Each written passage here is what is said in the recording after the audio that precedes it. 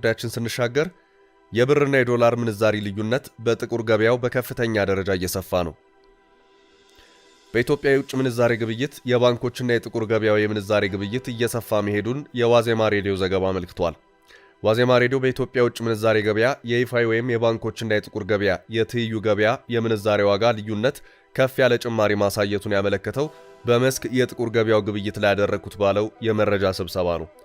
ዋዜማ በዚሁ ዘገባው ከሰሞኑ ከኢትዮጵያ ሆቴልና ሌሎች የጥቁር ገበያ የውጭ ምንዛሬ ግብይት የሚፈጸምባቸው አካባቢዎችን ተዘዋውረን እንደተመለከትነው እስከ ሰኞ እኩለ ቀን አንድ የአሜሪካ ዶላርን ይዞ ለሚሄድ ግለሰብ 90 ብር ይከፈለዋል።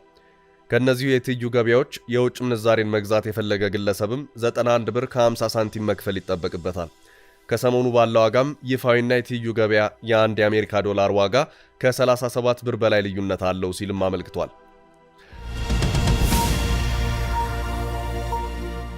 በቅኝታችን እንደተረዳነው በባንኮች በኩል የሚቀርብ የውጭ ምንዛሬ በእጅጉ እየቀነሰ በመምጣቱና የትይዩ ገበያ ፍላጎት በእጅጉ እየናረ ይገኛል ያለው ዋዜማ ባለፈው ዓመት መጀመሪያ መንግስት ባንኮች ከሚሰበስቡት የውጭ ምንዛሬ 70 በመቶውን ለብሔራዊ ባንክ በዕለታዊ ዋጋው እንዲሸጡና 30 በመቶውን ባንኮቹና የውጭ ምንዛሬውን ያመጡት ባለሀብቶች እንዲካፈሉት ካደረገ በኋላ በመንግስታዊ የኢትዮጵያ ንግድ ባንክ በኩል ለግሉ ዘርፍ የውጭ ምንዛሬ ያቀርባል ተብሎ ቢጠበቅም መንግስት የውጭ ምንዛሬ ክፍፍል ሕጉን ከዓለም አቀፍ አበዳሪዎች የተስተጓጎለበትን የፋይናንስ አቅርቦት ለማካካስ እንዲጠቀምበት ሳያስገድደው እንዳልቀረ የባንክ ዘርፍ ምንጮቻችን አስረድተውናል ሲልም በዚሁ ዘገባው አመልክቷል።